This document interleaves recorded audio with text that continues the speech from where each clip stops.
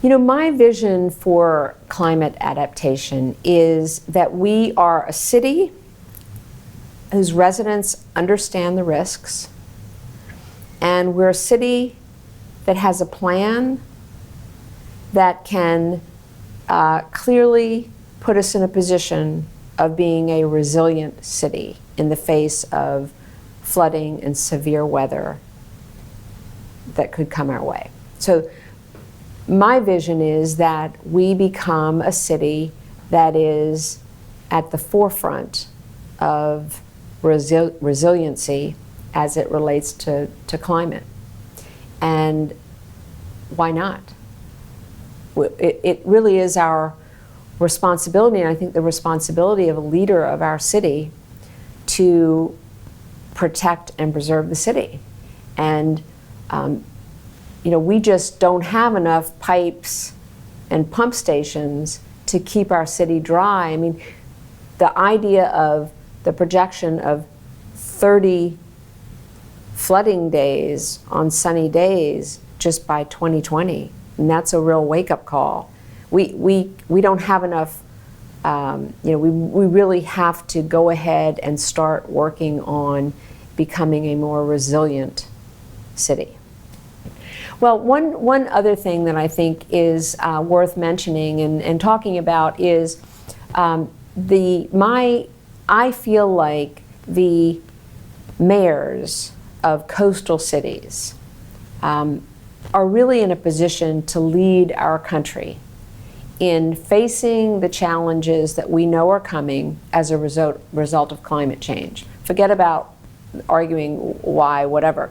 We know there are going to be effects of climate change, and I think mayors are in a great position to, and really in a position that it would be irresponsible not to step forward and come together as a coalition, which I would really be excited about being a part of and providing leadership in putting a group of coastal mayors together, because the mayors, unlike the federal government, the state government, where you just feel like nothing ever gets done, and certainly big issues that have to do with the future as opposed to this year, the mayors in cities get stuff done. And so that's why it makes so much sense for mayors to come together, mayors of coastal cities. If we come together and we decide we are going to lead this effort across our country, and of course adaptations are going to need to be made in Iowa too, and in the Midlands, and all parts of our country, but the coastal cities are right on the front lines, and I am excited about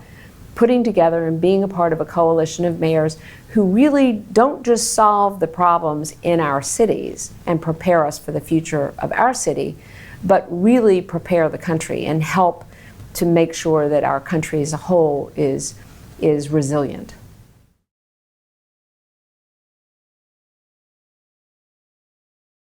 I think green infrastructure, for anyone who's lived in Charleston very long, I think we're pretty clear that you can't fight Mother Nature. You can try, but whether you're in a boat trying to get in against a tide, or you're standing in water from high tide flooding. So I think that it is smart to work with Mother Nature. It's back to sort of, we don't have enough pipes and pumps. We just don't have enough to keep our city dry. So we need to be working with Mother Nature. And I think that working to make sure that we have wetlands, and Gadsden Creek is a good example. We need, that in itself is not going to solve, make us a completely resilient city, but it is a piece of it. It is a piece. And it allows us to absorb water in a way that won't be damaging to our city. So I am all in favor of being in the I keep saying this, but why shouldn't we be in the forefront? Why shouldn't we be in the forefront of green infrastructure? Because in the end, it is it's the most cost-effective thing we can do. And not doing it seems just irresponsible.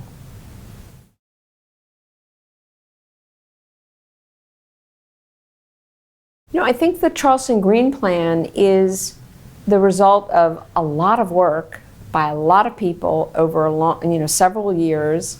And, it feels a little bit like it's this green plan that's just been stuck on a shelf. I am so tired of studies and plans that are, it's time for action. Let's make a move here, folks. Let's move forward. And I think the green plan is a great example of that. Of course we should. I'm very familiar with it. I can't think of the thing that's in the green plan that isn't a great idea. So yes, let's move forward and make it happen.